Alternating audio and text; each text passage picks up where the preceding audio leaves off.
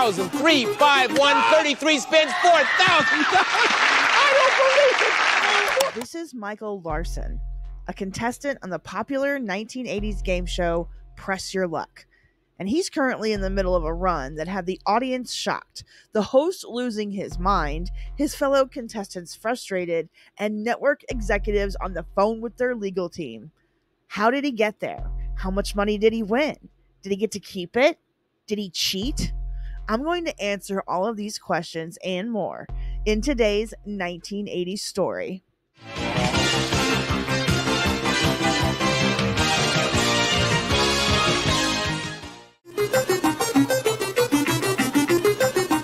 Press Your Luck was a 1980s reboot of a short-lived game show called Second Chance that aired for a few months on ABC in 1977. That game was retooled by creators Bill Carruthers and Jan McCormick and transferred into Press Your Luck, which made its way onto the CBS network daytime schedule in the fall of 1983. The show was a fun mix of trivia questions, a high-tech game board, lots of cash, prizes, and a cartoon creature known as the Whammy. Contestants had to answer the trivia questions to earn spins on the game board where they could win the cash and the prizes. But if they landed on a whammy, he would wipe out everything they had accumulated. Now, at this point in the early 80s, big prizes and cash winnings in a daytime game show were usually around about $10,000. On rare occasions, someone would win upwards of $25,000 or $30,000, but that was very rare. And to win amounts like $40,000 or $50,000 in cash would just never happen. Press Your Luck at that time gave away the most money of all the game shows. And most of it was cash. Press Your Luck was a game where there was a question and answer round and a bonus round spin round. In the question and answer round, you earned spins on our big bonus board.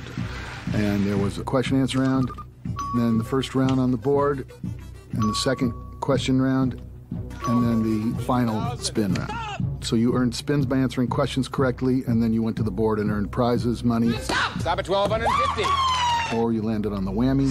Stop at a whammy. And he took all your money and prizes away. You also have to understand that in the early 80s, the Press Your Luck big board was a huge deal. Bringing a computer into the gameplay to generate a random pattern or sequence was still a novel thing for a TV game show. Looking back on it now, it might seem rather primitive, but at the time, I promise you, it was high-tech stuff. So the Press Your Luck big board worked like this. There were 18 spaces on the board that looked like a frame on the TV screen with the contestant placed in the middle for the viewers at home. Each of those spaces had different cash amounts, various prizes, or a whammy cycling through the inside of the space, while lights would move in a pattern on the board around the different spaces until a contestant stopped the light pattern by pressing a button. I feel like I made that sound a lot more complicated than it really was, but I mean, you get the idea. You can see it on screen. Anyways, at first glance, those light patterns appeared to be random, with a chance of a contestant hitting a whammy being 1 in 6 spins. But those light patterns weren't as random as viewers were led to believe. When the game was being put together, producers and network executives decided that there only needed to be 5 light patterns. They couldn't dream of a reason why they would need more than that. The game board, as I understand it, had a limited number of patterns, and they ran the same patterns over and over again. That was a problem for the producers, who felt that such a small number of patterns may prove to be the board's Achilles heel. I said, we can't go with 6. So we had a meeting about a week later with the head of the network, daytime head, Mike Brockman. So this issue was discussed, and it was then agreed at the outset to reduce the frequency of the light patterns, thinking that it would be safe and that there would be no risk involved in doing that. Obviously, we were wrong. What we have here are the 2 original game boards for Press Your Luck that we pulled out of archives that were responsible for the randomizer and game board control. Buttons on this side of the console were responsible for raising the whammies. Next to that were the pattern selects for the 5 original random patterns. Lastly, the start button, which started the randomizer, moving around the board and cycling through the lists that were built into the program.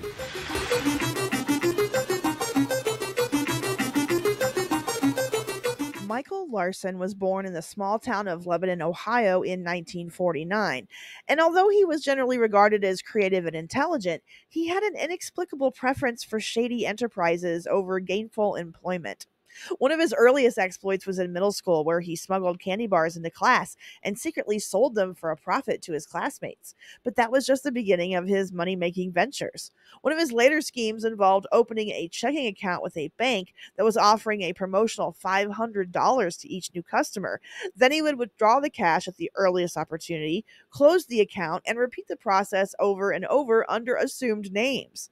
There's also the time that he created a fake business under a family member's name, hired himself as an employee, then laid himself off to collect the unemployment wages. My brother was what we considered a strange, definitely strange. I mean, he wasn't a bad person. He wasn't a mean person. He was very easy to get along with, but he always thought that he was smarter than everybody else. By 1983, Michael Larson had been married and divorced twice and was living with his girlfriend, Teresa Dinwiddie. During the summers, he operated a Mr. Softy ice cream truck, and during the off-season, he passed the time pouring through piles of magazines in search of money-making schemes. Michael also spent much of the day with his console television, constantly flipping through the channels on the hunt for lucrative opportunities.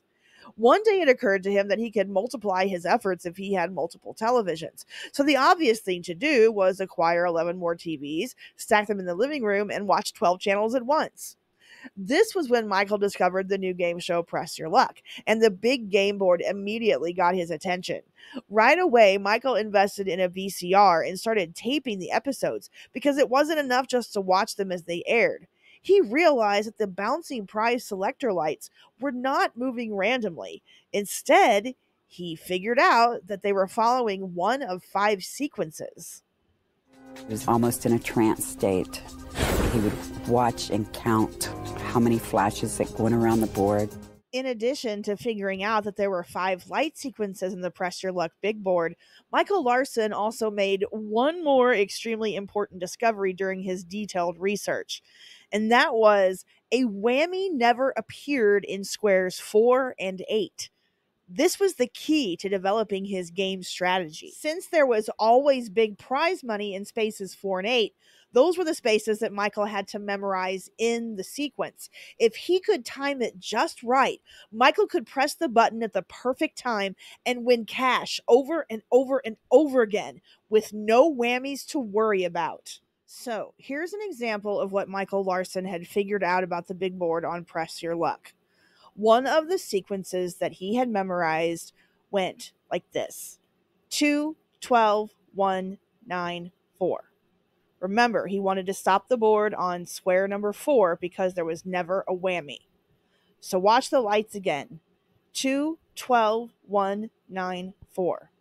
Do you think he could do it? Now let's put it up at regular speed. Stop! Please stop! Hold on. I'm getting ahead of myself.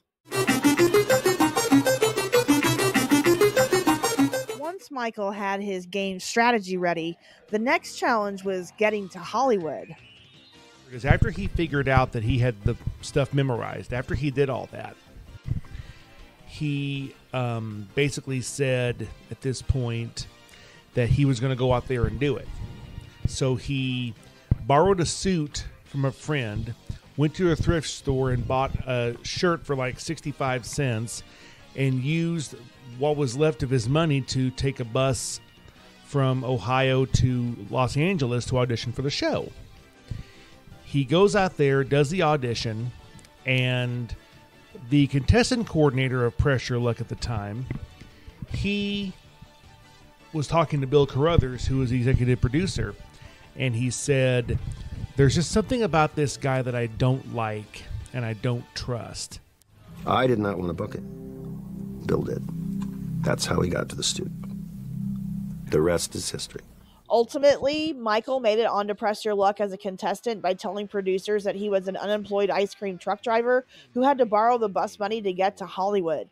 And to pull some extra heartstrings, he told them that he wasn't able to afford a gift for his daughter's upcoming birthday. Taping occurred the following Saturday after his audition, and returning champion Ed Long sat on Michael's right, and contestant Janie Littress sat on his left. At the beginning of the episode, host Peter Tamarkin asked Michael about his ice cream truck, saying, "You've kind of OD'd on ice cream, right?" Which Larson agreed. Then Tamarkin followed up with this fun comment: "Well, hopefully you won't OD on money, Michael." Michael earned 3 spins on the big board in the first question round, giving him 3 opportunities to test the skills that he had cultivated at home over the past few months. "Come on, big bucks," Michael chanted, which was customary for players when up against the big board. And then he shouted, "Stop," and slapped the button with both hands. The result? The board had stopped on a whammy in slot number 17.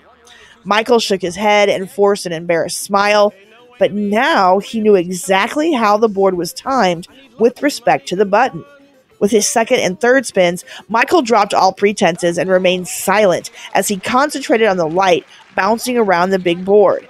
And this is when he found his stride. Both times he successfully landed on space number 4, and he ended the first half of the game with $2,500. I have a 15-year-old son who plays video games, and that's the look on his face. He was in a zone. He was looking for his patterns, and he had a lot of work to do. We get our first glimpse of that concentration at time code 1 hour, 7 minutes, 54 seconds. Michael stops chanting, and his eyes lock in on something just before he hits the button and wins his first bit of cash. Stop! Stop! And now, watch it again in slow-mo. He went into like a trance. In the second round of trivia, Michael upped his game considerably and managed to answer 2 of the questions first, which allowed him to accumulate a total of 7 spins for his second shot at the big board. And since he was in last place going into that last round, Michael was in the position to go first, and this is when he just took over the game and went on his legendary run. Now, as we go through this, let's pay particular attention to his focus and how he often appears to celebrate a victory the moment he strikes the plunger, instead of the moment that the prize is explained to him by Peter Tamarkin. And that indicates that he knows the pattern, and he is happy when he successfully hits the button at the right time. Here we go! $4,000 on a spin. Going, All right, going. Michael's going to yell stop for us anytime. Stop! Stop at 5,000 on a spin. Oh, he's looking for more big bucks. Stop! Stop at 1,000 on a spin. 12,500. Stop! Stop at Kauai. Michael, a trip to Kauai. 15,136 on the line. Stop! Stop at $4,000 on a spin. What a hunk of change to ride. Stop! Stop at 500 and spin. 18,630. Oh, 18,000. Stop! Gutsy, $700 in a spin. Stop! $1,000 and a spin.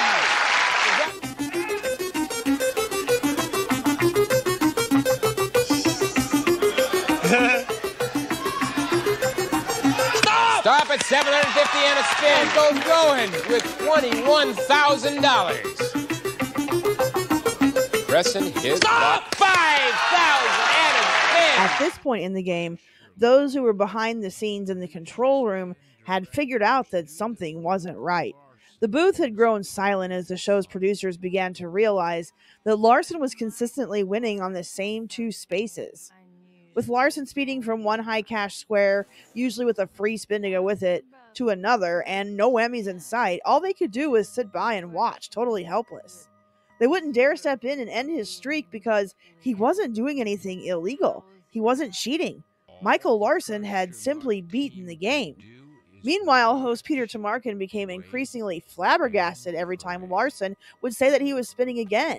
From his point of view, he was betting a massive amount of money, and the likelihood of spinning 11 or 12 times without hitting a whammy was seemingly impossible. But Michael continued to press his luck. When Michael Larson got up to 6 or 7 spins in a row, and is when I began to realize that there was something unusual going on.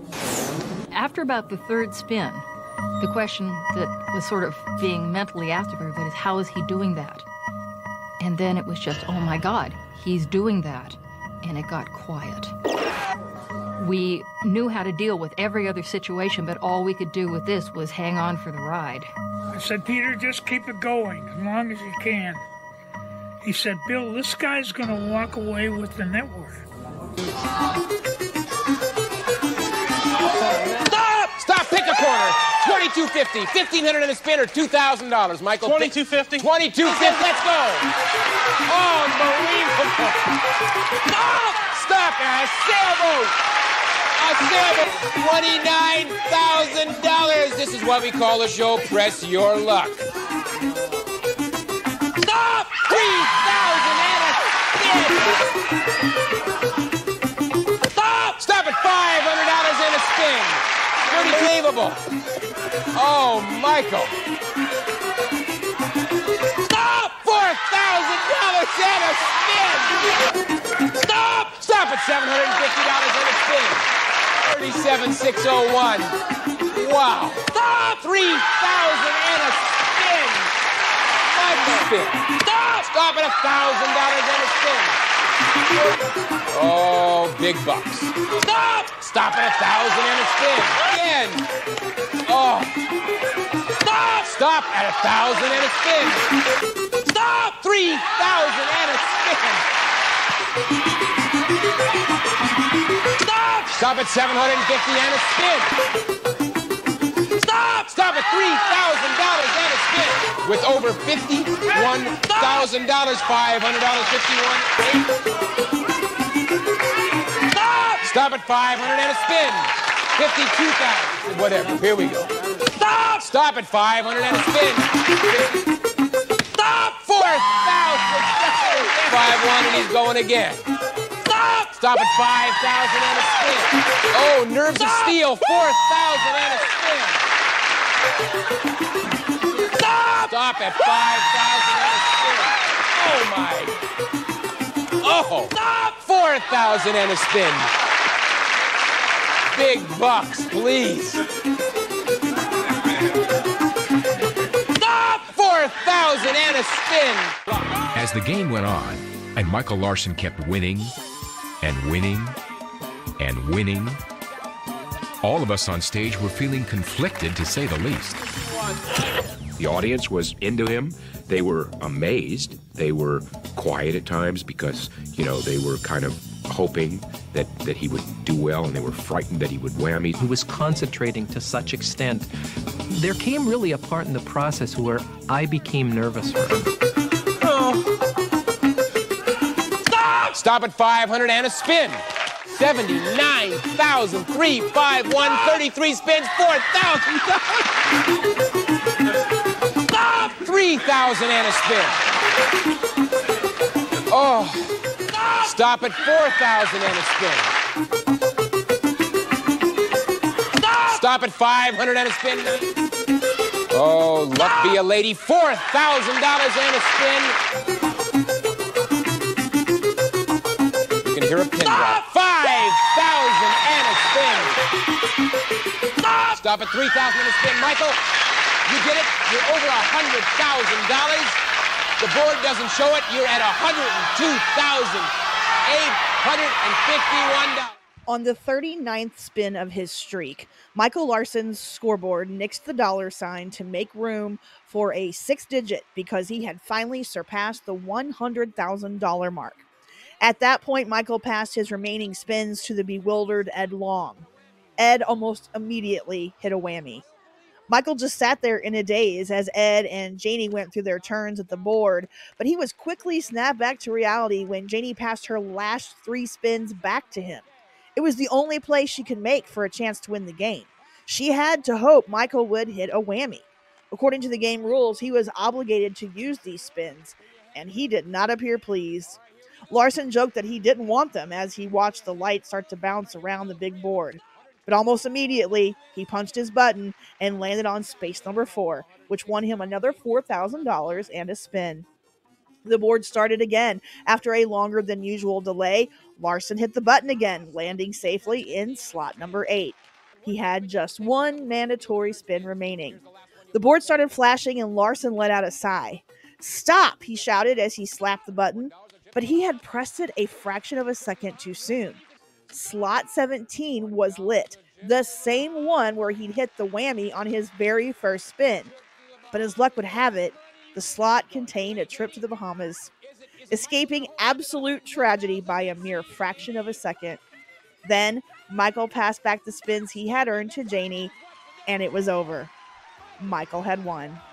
In total, Michael Larson won $110,237 in cash and prizes, which is equivalent to about $325,000 today. This included 2 tropical vacations and a sailboat. This was more than triple the previous record for winnings in a single episode of a game The show. most ever won on this show. You are the all-time champion, retired, and we got a special call from the president of CBS thanking you for retiring. What was in your mind? Why did you keep going? Well, 2 things. One, it felt right. And the second was I still had 7 spins, and if I passed them, somebody could have done what I did. What are you going to do with the money, Michael? Invest in houses. Real estate? Yes, real estate. To shelter it. I had to shelter it. Out here or back where you're from? No, back where I'm from. I wouldn't even buy nothing out here.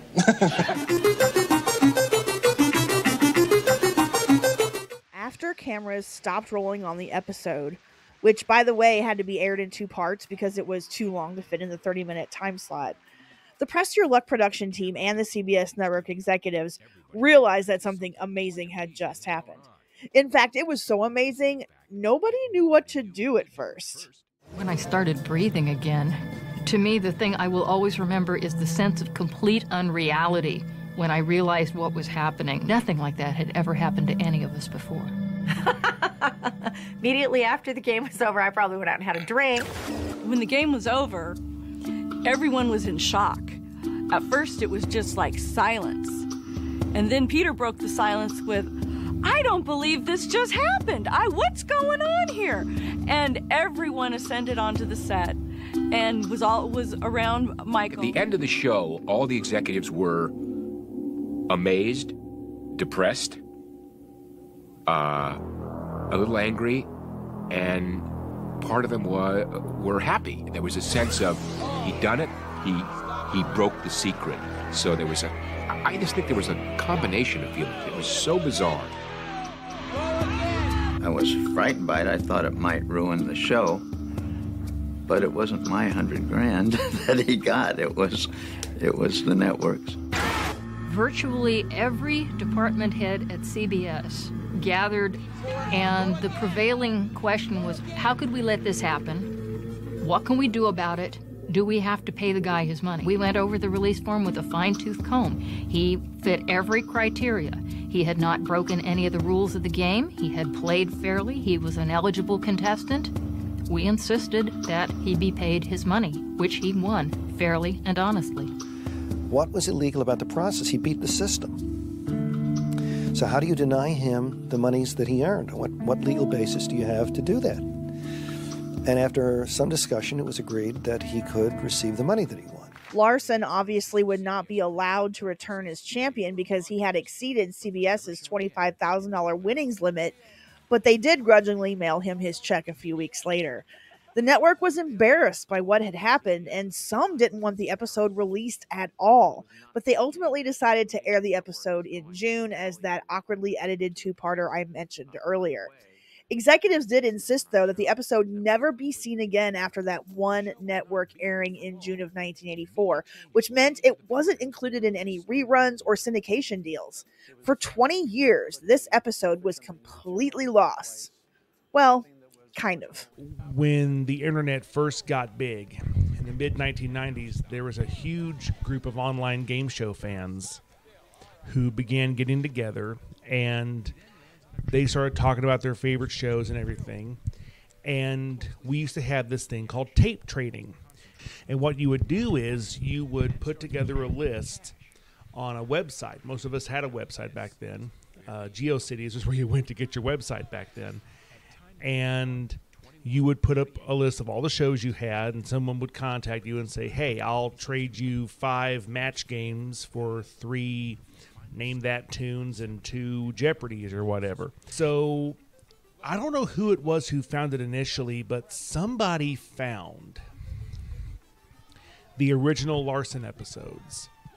And they were on an old VHS tape from 1984. eventually it made its way into circulation among tape traders.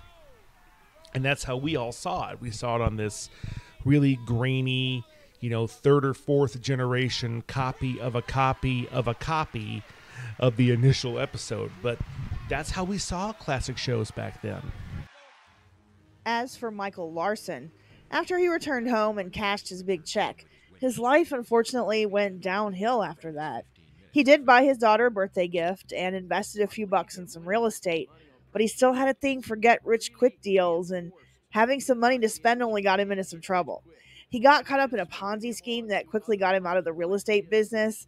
Then a radio contest with a $30,000 prize caused a whole mess.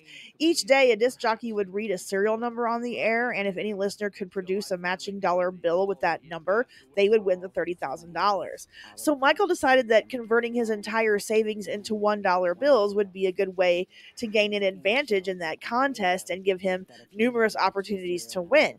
So he converted $100,000 of his savings into $1 bills over a 2-week period. He thought that even if he didn't win, he had nothing to lose because he just could redeposit the money. For weeks, cash was stashed all over his house, and Michael and his girlfriend would look for a match on a dollar bill.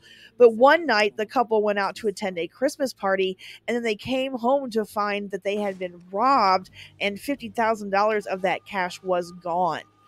About 10 years after his appearance on Press Your Luck, Michael appeared on Good Morning America to talk about the movie Quiz Show, which was released in 1994, and it was all about the 21 game show scandal from the late 1950s. Around that same time, he was also interviewed by TV Guide magazine, and when asked about the whereabouts of his Press Your Luck winnings, Michael admitted that, quote, "It didn't work out, we had a cash flow problem, and I lost everything." In March of 1995, Michael fled from Ohio due to agents from the SEC, IRS, and FBI being hot on his heels. He was implicated as one of the architects of a cash flow solution that operated under the name Pleasure Time Incorporated. It was a pyramid scam selling shares in a fraudulent American Indian lottery, which had hoodwinked 20,000 investors out of $3 million. He was a fugitive from justice for 4 years until 1999, when he turned up in Apopka, Florida. He had succumbed to throat cancer at the age of 50. Michael Larson held the record for the most game show winnings in a single day until 2006, when it was broken by Vicki Ann Trobach-Sadowski on The Price is Right. As for the big board on Press Your Luck, it was recalibrated and more sequences were added to prevent future contestants from copying Michael's game strategy. The show also set a $75,000 limit on winnings during the remainder of its run. Press Your Luck was briefly rebooted in 2004 on the Game Show Network, and then it reappeared in network primetime on ABC in 2019 with Elizabeth Banks as host. In September 2024, the film The Luckiest Man in America, starring Paul Walter Hauser as Michael Larson, premiered at the Toronto International Film Festival.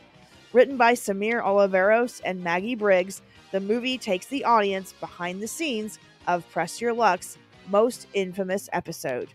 For more information about this movie and to watch the 2003 documentary I referenced in this video, check out the links in the description. Okay, bye. He's the only one who actually figured it out and got on the show and won. And for that alone, you have to tip your hat to the man. He earned every nickel of what he won. In fact, I think he was underpaid. Michael's guilty of nothing more than being enterprising. And I don't know of another story in the game show history that rivals this one.